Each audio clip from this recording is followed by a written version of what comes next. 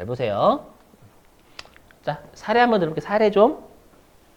자, 사례 좀 들어보면. 자, 우리 회사가 언제 설립이 됐냐면, 우리 회사가 2013년에 설립이 됐대요. 그렇죠? 설립이 됐고요. 그리고 우리 회사가 기계장치를 요 2013년도에 취득했어요. 네, 취득했고요. 2013년 좀 너무했다. 죄송해요, 여러분들. 2013년 너무한 것 같아. 기계장치 다 달았겠다. 언제라고 하냐면 2018년 2018년에 취득.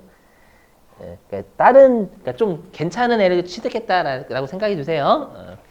자, 취득했는데 이때는 뭘 썼냐면 우리 감가상각 방법 있잖아요. 감가상각 방법으로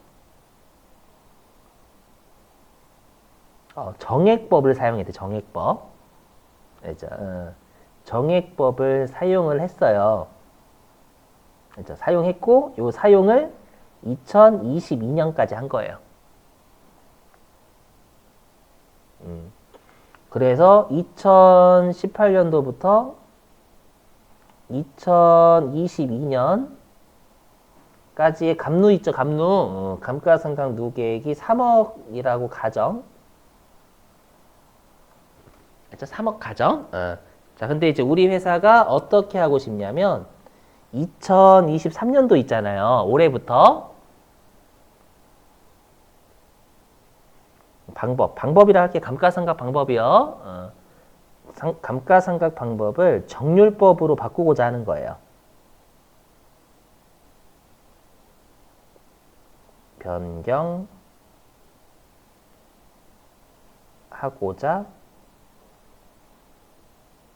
하는 거예요. 어떻게 돌아가는지 이해되시겠어요? 그럼 회계에서 어떻게 하냐면, 그러면 올해부터 지금 회계 변경하는 거잖아요. 그렇죠. 물론 추정이 변경이긴 하지만 회계를 변경하죠. 그러면 회계 변경하면 뭐라고 되어 있냐면, 그러면 당초 과거죠. 2023년 입장에서는 과거죠, 과거. 그럼 2018년도부터 2022년까지 너희가 정액법을 사용했을 때는 감누가 3억이지만 너희들이 지금 바꾸고자 하는 정률법으로 과거에 감가상각을 했었더라면 감누가 얼마인지 다시 계산해. 이렇게 돼 있어요. 기준에. 이해되세요? 어떤 느낌인지. 그래서 지금 바꾸고자 하는 그 방법을 과거에 적용했을 경우에 그 해당 계정의 효과. 알죠? 그래서 요거를 이해되시겠어요? 그래서 요 2018년도부터 2022년까지 정률법을 사용했대요. if죠? 엄밀히 얘기하면. 실제로는 정의법 썼으니까 if 정률법 사용 시 감누가 4억이라고 가정할게요. 그러면 3억과 4억의 차이가 1억 나죠? 요 1억의 차이를 회계 변경에 의한 누적 효과다라고 불러요. 회계를 변경함으로써 이 2018년도부터 2022년도까지 누적인 거잖아, 누적. 됐죠? 그래서 이 말이에요. 우리가 회계 변경에 의한 누적 효과는 뭐냐면 당초에 쓰던 방법과 당초에 쓰던 방법과 그 다음에 지금 바꾸고자 하는 방법을 과거에 적용했을 경우에 우리가 그 금액과의 차이 있죠? 차이를 회계 변경의 누적 효과라고 불러요. 시험에 안 나온다니까요? 구하라고 안 나와. 우리 회계사 세무사 시험이 아니에요. 알죠? 그렇게 안 나와. 사람 죽어요. 알죠? 그러면 이 1억의 차이를 어떻게 할 거냐라는 거예요. 알죠? 1억의 차이를, 그게 여기 있는 얘예요. 소급법, 단기일괄처리법, 전진법 다 알고 계셔야 됩니다, 여러분들. 이해는 도와볼게요. 자, 그럼 여러분들 우리 소급법은 소급이라는 말이에요. 소급이라는 말이 있습니다. 소급. 그럼 여러분 소급이 뭐죠? 혹시 소급이 뭔지 아시는 분? 소급. 우리가 소급해서 적용한다 이런 표현 쓰거든요. 법을 소급해서 적용한다. 그게 지금 만들어진 법을 과거의 것에도 적용해버리는 거예요. 예를 들면 요즘 뭐 있지? 그거 해볼게요. 예를 들어가지고 요즘 또 사회에서 문제되는 게 마약이잖아, 마약. 그죠? 나 깜짝 놀라서 이게 마약 많이 뭐 그리고 어저께 뉴스 보니까 누가 이게 딱 그 마약 그 뭐지? 그 줄 때 이렇게 막 던진다면서 이렇게 몰래 이렇게 딱 던져주고 한다면서요. 저 안 해봤어요. 몰라요. 해야지. 약 판 거 아니 생각 약 안 빨았어요, 여러분들. 이렇게 막 던져주는데 그 걸려가지고 잡혀갔더라고요. 그래서 예를 들어 가지고 이제 마약에 대한 처벌을 강화한대.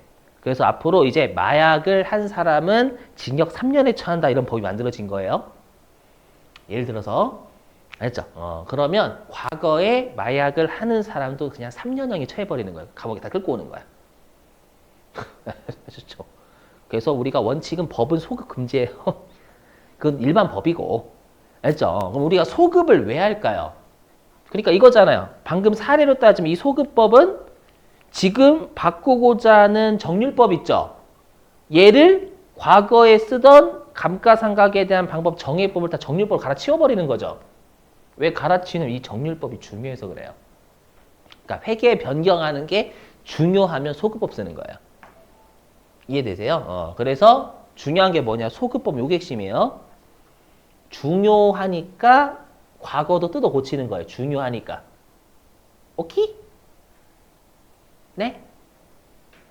그래서 여기 보세요. 여기 중대한 오류라고 있죠? 오류 중에 중대한 오류. 우리 이거 배웠죠?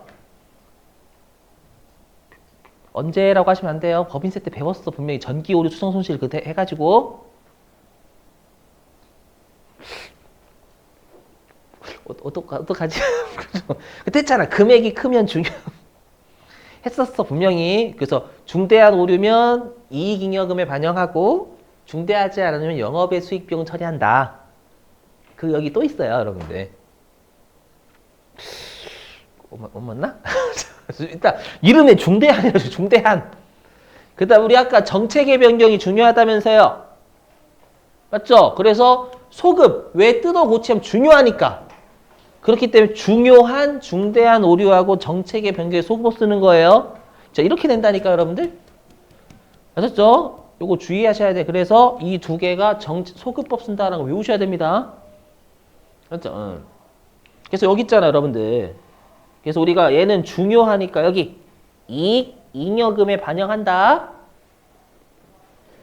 맞죠? 그래.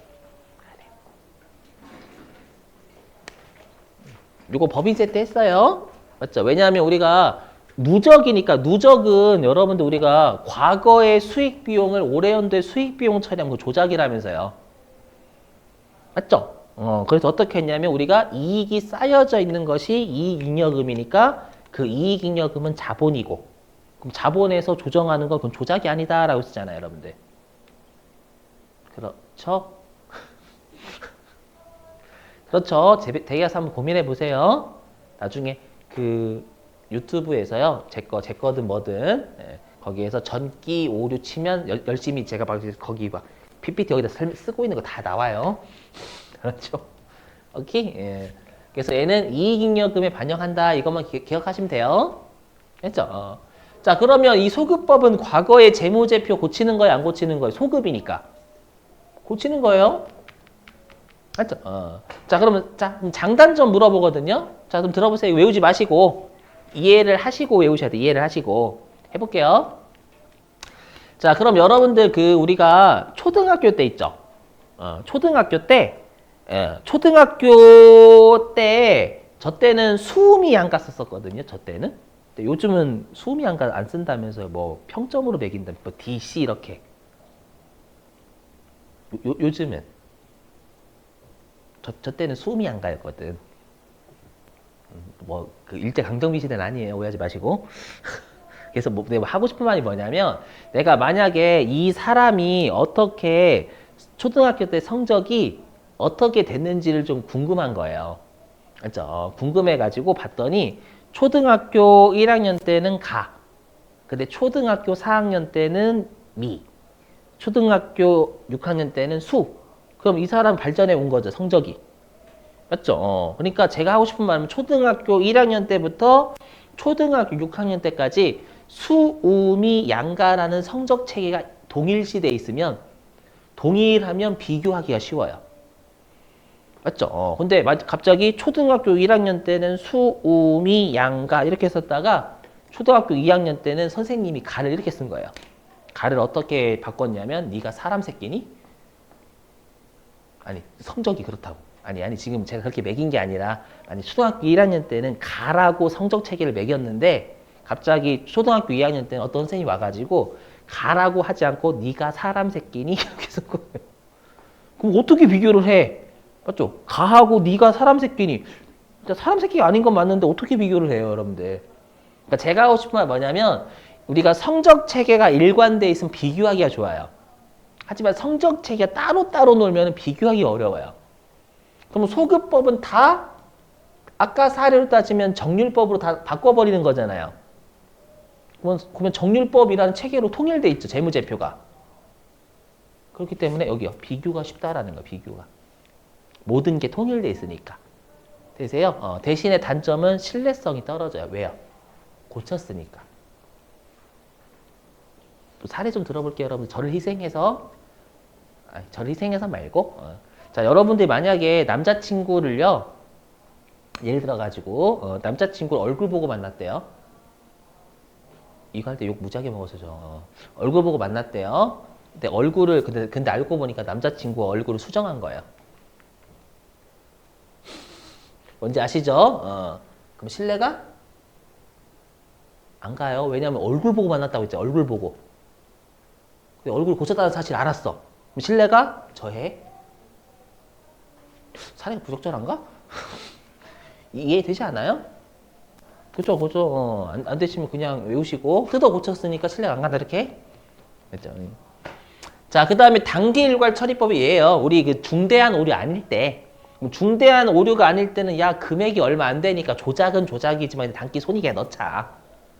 맞죠? 그래서 요 단기 손익에 반영하는 게 중대하지 않은 오류인데 우리 중대하지 않은 오류는 우리가 단기 일괄 처리법, 단기의 손익으로 일괄 처리하자 그 말이에요. 그렇죠? 자, 그러면 얘는 뭐냐면 야 과거에 아까 3억과 4억의 차이 있죠? 얘를 그냥 그 3억과 4억의 차이인 1억을 그냥 단기의 손익으로 떨어버리겠다라는 거예요. 금액이 예를 들어서 1억이 아니라 10만 원이에요. 10만 원이면 야 이익잉여금에 반영하기 더 귀찮아요. 그렇죠? 그래서 단기의 손익에 반영하는 거예요. 그럼 얘는 그냥 차이 나는 금액을 손익에 반영하고 끝내는 거죠. 그럼 끝낸다라는 건 재무제표 안 고치겠다라는 거예요. 안 고쳐요. 그럼 장점. 그러면 안 고쳤으니까 신뢰가 가죠. 맞죠? 내가 얼굴 보고 만났어. 얼굴 보고 만났는데 알고 보니까 원래부터 태어날 때부터 그 얼굴이었던 거야. 아이고 누구 내 남자친구 신뢰가 가네. 그죠? 자, 이거 했다가 왜 욕먹었는지 아세요? 그럼 네 얼굴은 이렇게. 학생분들, 그럼 네 얼굴은 이렇게. 저를 이렇게 쳐다보셔가지고 얼굴. 재미없어요? 아니 얼굴로 사례돼 얼굴 보고 만났다라고 하니까 네 얼굴은 이렇게. 죄송. 됐죠? 그래서 신뢰가 가요. 자, 이제 단점은 뭐냐면 그러면 얘는 정액법하고 정률법이 같이 있죠. 수정 안 하니까. 그럼 아까로 따지면 성적 체계가 혼합되어 있는 거잖아요. 혼합되어 있으니까 비교가 떨어져요. 같이 정액법하고 정률법이 섞여 있으니까. 이해되세요? 그 다음에 분명히 조작은 한 거예요. 금액이 작아서 살짝만 조작이잖아, 이거. 이거지만 분명히 과거의 누적액을 단기의 손익으로 하는 건 그건 조작한 거나 마찬가지예요. 이해되세요? 단지 금액이 얼마 안 되니까 용인해 주는 걸 뿐. 오케이? 자, 그 다음에 이제 그 세 번째 전진법이요. 여러분들 전진이 뭐예요? 전진? 앞으로 나아가는 거죠. 그게 전진이란 말이에요. 그래서 이거예요. 뭐냐면 과거는 묻지 마시고 앞으로 잘할게요. 이 방법이에요. 과거는 묻지 마시고 전진, 앞으로 잘할게요. 요거예요. 그러니까 요거 아까 따지면 요거 이 3억과 4억의 차이 무시하고 앞으로 정률법으로 잘할게요. 2023년도부터. 요거예요. 됐죠? 그래서 중요해요, 여러분. 이거 시험에 그러면 2023년도부터 잘하는 거니까 단기도 포함이 되는 거예요. 알죠? 가끔 시험에 새로운 방법을 미래에 반영한다면 틀린 거예요. 알죠? 앞으로 잘하자라는 건 2023년도도 포함이잖아요. 오케이? 조심. 자, 그리고 과거의 재무제표 얘도 안 고치죠. 왜냐하면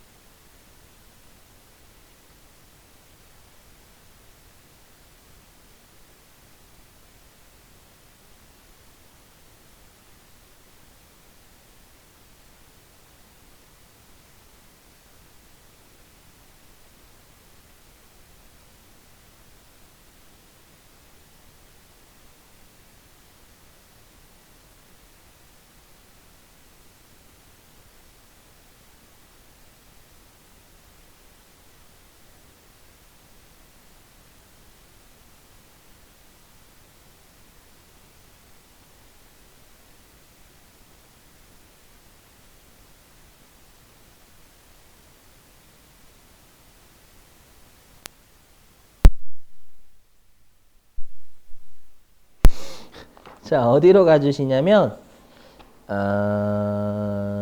176페이지. 그 시험에 가끔 출제하더라고요. 뭐냐면 맨 아래에 3번 회계 변경으로 보지 않는 사례. 맨 아래 회계 변경으로 보지 않는 사례. 그러니까 얘네들은 정책의 변경과 추정의 변경을 안 보겠다라는 거예요. 자, 일단 우리가 알기 쉬운 건 2번의 밑줄. 자, 과거에는 발생한 경우가 없는 새로운 사건이나 거래에 대해서 회계 정책을 선택, 회계 추정을 하는 경우. 잊으셨어요? 맨 아래? 그게 뭐예요? 우리 아까 원래 인정된 기준에서 원래 인정된 기준으로 바꾸는 게 우리가 회계 변경이라면서요. 근데 2번은 아예 없던 걸 우리가 추정하거나 정책을 바꾸는 거잖아요. 되세요? 그거고. 자, 그 다음에 이제 1번 밑줄 2줄, 경우까지 밑줄. 자, 중요성의 판단에 따라, 우리 중요성은 일반적으로 금액 가지고 따지죠, 여러분들.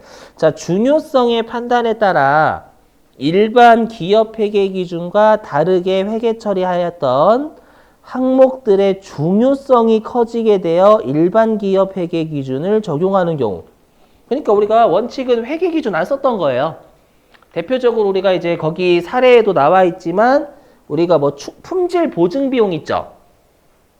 뭐냐면 이런 거 있잖아요, 여러분들. 우리가 반품 같은 거 있죠. 반품. 우리가 나중에 반품이 예상이 되면 듣고 버리셔도 돼요. 반품이 예상되면 차변의 비용 미리 적어요. 우리 회계는 미리 비용 적지 실제로 우리가 손실 발생할 때 적지 않잖아요. 그다음 대변에 반품 보증 충당 부채를 적어요. 그렇죠? 그러니까 안 적었다가 얘도 적은 거나 마찬가지예요. 중요하지 않아 가지고 기업 회계 기준과 다르게 했다가 갑자기 중요해지니까 이제 기업 회계 기준 따라가는 거예요. 그렇죠? 근데 우리가 아까 뭐라고 했어요? 회계 변경. 회계 기준 따라갔다가 뭔가 사유가 있어가지고 회계 기준 또 다른 인정된 것을 바꾸는 게 회계 변경이라면서요. 또는 회계 변경이라면서요. 되세요? 그래서 1번이든 2번이든 당초에 없었던 거든 기업 회계 기준 적용하지 않았던 거잖아요.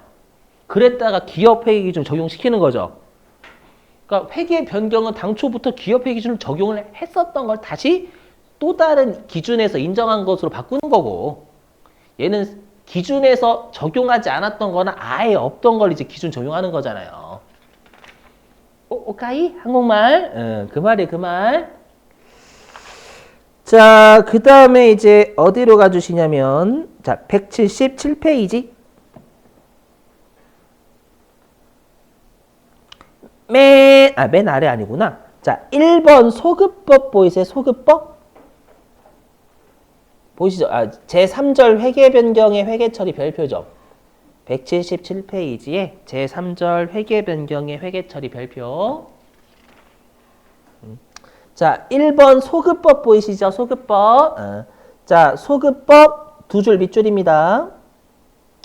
자, 소급법이란 변경연도 기초 시점에서 자산과 부채에 미친 회계 변경의 누적 효과를 계산하여 기초 이익잉여금을 수정하고 이와 관련된 자산과 부채를 소급적으로 수정하는 방법을 말한다. 믿으시고. 다 들어보실게요. 뭐냐면 다 들어보세요. 우리가 예전에 전기 오류 머시기 할 때 과거의 손익은 과거의 수익과 비용은 올해 연도의 수익 비용으로 하면 조작이니까 전기 오류 수정 머시기 쓴다라고 했죠. 그죠? 근데 과거의 자산 부채 잘못하면 자산 부채 잘못 적은 걸 올해 연도에 적는 건 조작이래 아니래요? 아니다. 왜냐면 자산 부채는 원래 2월 되는 애들이에요. 맞죠? 들어보세요. 근데 우리가 재무제표 있죠? 자, 들어보세요. 우리가 장부를 바꿀 수가 없는 게 언제냐면 내가 만약에 12월 31일에 장부를 마감하죠. 근데 내가 아까 든 사례로 따지면 내가 2023년부터 정률법으로 바꾼다라고 했었잖아요. 근데 언제부터 내가 바꾼다라고 했냐면 어느 시점에 바꾼다라고 하면 예를 들어서 오늘 며칠이죠? 6월 28일? 7일? 6월 27일 날 이제 정률법을 바꾸고자 하는 거예요. 그럼 6월 27일이면 장부 마감하는 날이 아니에요. 아니에요. 12월 30일 마감해요. 그러니까 장부를 마감하기 전에는 언제든지 재무제표를 왔다 갔다 할 수 있는 거예요. 그래서 제가 하고 싶은 말은 뭐냐면 첫 번째 줄 끝에 기초이익잉여금을 수정한다라고 보이세요? 맞죠? 왜냐하면 2023년도 있잖아요. 2023년도 중에 바꾸고자 하면은 어차피 장부 마감 안 됐죠?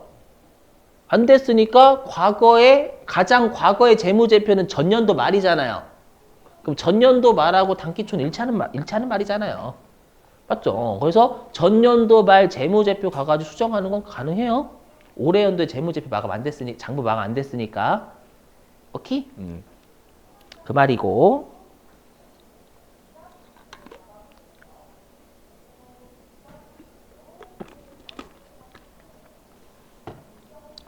그러니까 1월 1일자로 언제든지 우리가 회계 처리할 수 있다라는 걸 장부마가 안 되면. 아시죠? 그 말이고. 자, 그 다음에 177페이지. 맨 아래에 2번 단기 일괄 처리법 있죠? 자, 단기 일괄 처리법은요, 어디에 밑줄 치시냐면, 첫 번째 줄 끝에, 누적 효과를 계산 보이세요? 누적 효과를 계산? 거기서부터 방법이다까지 밑줄. 자, 누적 효과를 계산. 이를 변경한 연도의 손익으로 보고 일괄적으로 관련 자산 부채를 수정하는 방법이다.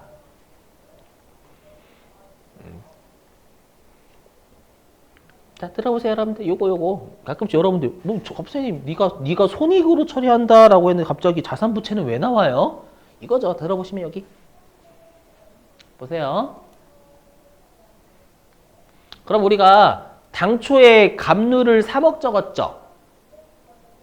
아까 사례. 근데 우리가 정률법으로 바꾸고자 하면 갑류가 4억이라면서요. 그렇죠? 그러면 2018년부터 2022년까지 감가비를 1억 과소하게 적은 거잖아요. 과소. 맞죠? 되세요? 근데 얘네들은 비용, 감가상각비는 비용이란 말이에요. 그럼 감가비가 1억 과소했다는 갑류도 1억 과소된 거죠. 같은 말이에요. 같은 말. 맞죠? 요렇게. 네. 근데 우리가 감가상각비는 2월이 돼야 안 돼요. 안 되니까 우리가 아까 중대한 오르면 얘는 이익잉여에 반영하고 그리고 얘는 2월 되는 놈이니까 자산부채를 수정한다 이렇게 돼 있는 거예요. 이해되세요? 근데 지금 단기일괄 처리법은 금액이 얼마 안 되니까 얘 단기 손익을 떨어버리고 그 다음에 얘는 2월 되니까 또 기초 자산부채에 반영한다 그 말이에요. 조선말 이해되시겠어요? 무슨 말인지? 왜냐면 여러분이 자산부채가 갑자기 동시에 튀어나오니까 아니 손익을 건드려야 된다라고 했는데 갑자기 얘가 자산부채를 수정하는 방법 왜 나오냐고 이걸 많이 질문하시더라고. 알죠? 상대방 계정 과목 얘기하는 거예요. 상대방 계정 과목은 자산부채잖아요. 맞죠? 그럼 걔네들은 2월 시킬 수 있는 애들이다 그 말이에요. 그럼 걔네들을 2월 시켜 수정하는 건 당연한 거. 자, 그 다음에 어디로 가시냐라고 하면 178.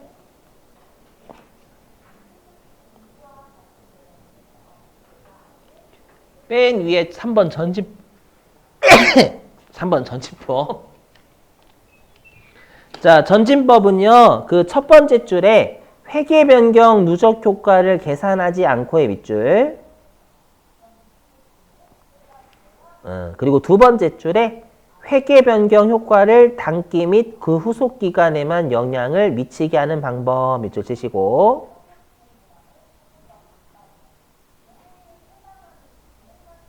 자, 그러면 이제 맨 아래에 4번 기업 회계 기준상 회계 처리 보이세요? 별표. 자, 일단 1번 정체계 변경의 밑줄. 자, 거기 원칙 소급법 밑줄. 원칙 소급법 밑줄 치시고. 자, 그 다음에 2번 추정의 변경 보이시죠? 자, 2번 추정의 변경 밑줄. 얘는 전진법의 밑줄이에요. 전진법. 자, 근데 3번 동시발생 있죠? 동시발생의 오른쪽 보시면 1번 누적 효과를 구분할 수 있는 경우 보이시죠? 밑줄. 누적 효과를 구분할 수 있는 경우 밑줄치고. 그럼 여러분들 뭘까요? 여기 화면 보시면. 그럼 우리가 요 아래 여기 화면. 여기 아래 화면에 주석 있죠, 주석. 첫 번째 줄 얘기하는 걸까요? 두 번째 줄 얘기하는 걸까요? 방금 밑줄 친 거. 누적 효과를 구분할 수 있는 경우. 첫 번째 줄, 두 번째 줄. 이거죠. 감사합니다. 두 번째 줄이에요. 이거 불쌍했나봐. 그죠? 아유, 선생님 불쌍하다. 했다, 이렇게. 농담. 두 번째 줄이에요. 그러면 우리가 회계 정책의 변경부터 먼저 한다면서요. 근데 정책의 변경이 뭐 쓴다고요? 여기 소급법. 오케이? 예, 그렇게 돼 있어. 그래서 자, 그럼 밑줄 칠게. 오른쪽 밑줄, 다 밑줄. 정책의 변경에 대해서 소급법 쓰죠. 소급법 적용 후 얘부터 먼저 한다라는 거예요. 적용 후 추정의 변경에 대해서 전진법 적용. 이해되시겠어요? 그러니까 이게 뭐예요? 정책의 변경부터 먼저 하고 추정의 변경 나중에 한다라는 걸 구분할 수 있으니까. 오케이? 자, 근데 다시 동시 발생의 2번 구분할 수 없는 경우 보이시죠? 그럼 구분할 수 없는 경우는 다시 주석 여기 화면으로 보면 첫 번째 줄 얘기하는 거잖아. 구분할 수 없으면. 없으면 우리가 원칙인 추정 간다라고 했죠. 그러면 추정의 변경은 전진법 쓰잖아요. 아마 전진법 쓴다라고 돼 있을 거예요. 오케이? 추정의 변경 전진법. 자, 밑줄 좀. 전체에 대해서 전진법 적용. 전체에 대해서 전진법 적용. 이해되시겠어요? 무슨 말인지? 오케이? 예. 그러니까 여러분들이 꼭 아실 건 정책의 변경이 소급법, 추정의 변경이 전진법이라는 걸 알고 계셔야 있다고 돼요, 실제로. 아시죠? 자, 그 다음에 179페이지.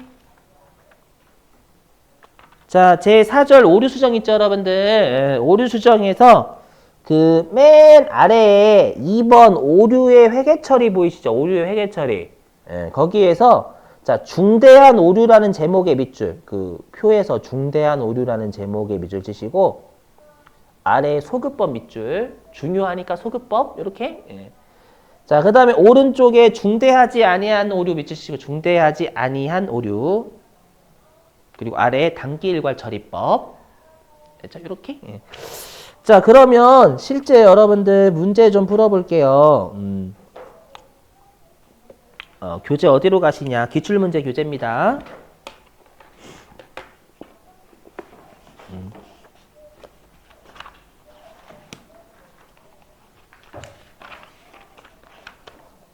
자, 기출문제 교재 어디로 가시냐면은 아까 문제 좀 괜찮았던 거 있는데.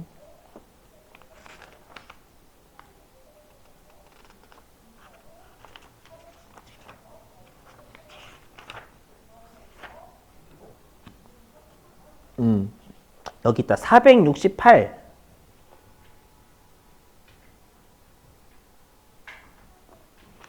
468페이지. 기출문제 468페이지. 1번이에요.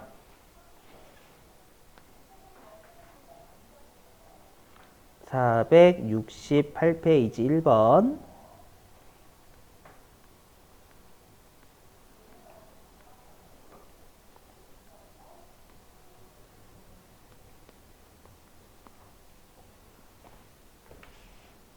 위에구나.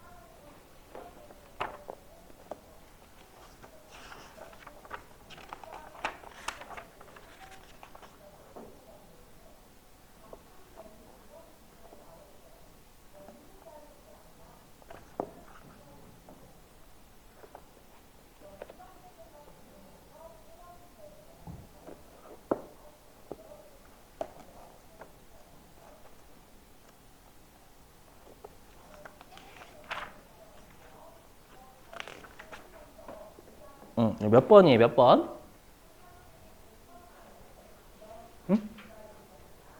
몇 번? 4번입니다. 4번. 해볼게요. 자, 1번. 우리 감가상각자산 내용연수 추정하자. 추정. 얘는 추정의 변경이고 우리가 정책의 변경이라고 배운 4가지 없어요. 맞죠? 그 다음에 요거 정책의 변경은 소급법 쓰는데 무슨 전진적이야. 맞죠? 우리 소급법은 그 효과를 단기와 단기 이후의 기간에 반영한다. 아니죠. 과거에 반영하죠. 과거에. 소급은 과거에 적용하죠. 과거에. 맞죠? 그 다음에 3번. 우리 재고자산 평가 방법 변경. 아까 선입, 후입 쓰다가 선입 쓰는 거. 그거 정책의 변경이었죠. 그 다음에 4번. 우리 추정의 변경이 전진법. 그리고 그 효과를 올해도 반영하는 거예요. 앞으로 잘하자 하니까. 했죠? 단기와 단기 이후 기간에 반영한다. 자, 그 다음에 어디냐면은 419페이지. 418페이지.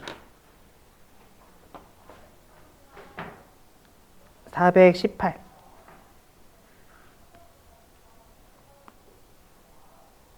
418페이지 2번인가?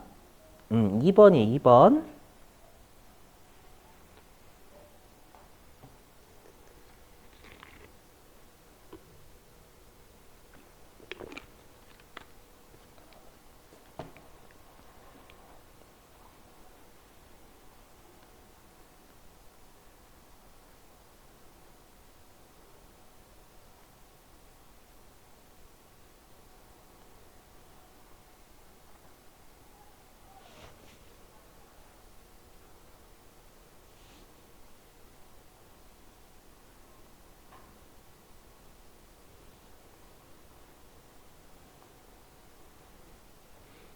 이게 말이 진짜 어려워요, 이쪽이.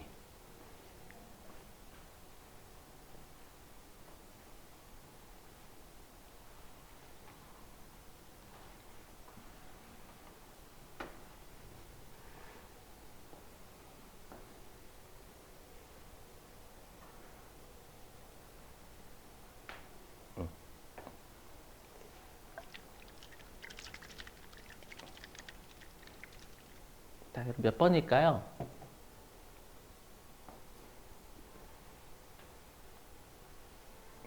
와, 진짜 어렵죠, 이거. 그래서 자주 내요. 세무 1급은 말 어렵게 내서 틀리는 걸 되게 좋아하거든요, 일단.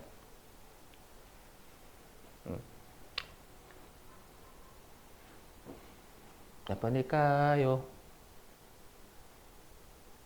답은 3번이에요, 3번. 3번. 해볼게요, 1번. 뭐냐면, 우리가, 여기죠. 정책의 변경에 따른 누적 효과를 합리적으로 결정하기 어렵다라는 게 정책인지 추정인지 애매하다라는 그 말이에요, 그 말. 정책의 변경에 의한 누적 효과를 합리적으로 결정하기 어렵다라는 건 정책의 변경인지 추정의 변경인지 구분할 수 없다라는 그 뜻이에요. 그럼 구분할 수 없으면 누구 따라간대요? 원칙 따라가니까 추정의 변경으로 봐야죠. 그렇죠? 그래서 추정의 변경으로 보아서 우리가 전진적으로 처리한다. 맞죠? 우리가 아까 전진법 단기와 단기 이후의 기간을 반영한다. 이랬었잖아요. 맞는 거. 되세요? 그 다음에 2번. 얘는 같이 이루어진다라는 건 뭔 말이에요? 둘을 구분할 수 있다라는 거예요. 그러면 우리가 중요한 것부터 먼저 하니까 정책의 변경에 의한 누적 효과가 소급법이었죠. 그 다음에 추정의 변경 나중에 한다면서요.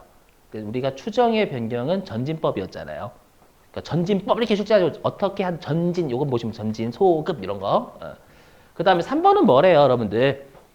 회계연도 종료일에는 기초예요, 기초에. 맞죠? 왜냐면 장부 마감 안 됐기 때문에 아까 제가 6월 27일 날 바꾸고 싶으면 어차피 장부 마감 안 됐으니까 기초에 반영한다라고 했는데 당해연도 종료일에 반영한다 이렇게 돼 있잖아요. 3번. 그게 틀린 거. 그 다음에 동그라미 4번. 소급법은 아예 과거의 재무제표 뜯어 고친다라고 했죠. 4번 맞는 거. 이렇게. 예. 그래서 여러분들이 보시면 아시겠지만 요 재무회계가 말이 진짜 어려워요. 근데 5문제란 말이에요. 그래서 많이 풀어보셔야 돼. 알죠? 많이 풀어보자. 여기가 이렇게 출제가 되는구나. 정말 많이 대비하셔야 돼요. 알죠? 특히 재무회계랑 원가회계. 원가회계는 뭐 계산 문제도 나오고 말장난이 재무회계보단 심하진 않아요. 근데 재무회계 말장난 진짜 심하단 말이에요. 알죠? 그래서 기출문제 많이 풀어보셔야 돼요. 진짜 특히. 제가 회차를 많이 불러드리는 이유가 있어요. 이론 특히요. 자, 됐어요. 우리 10분 쉬셨다가 이제 마지막 남았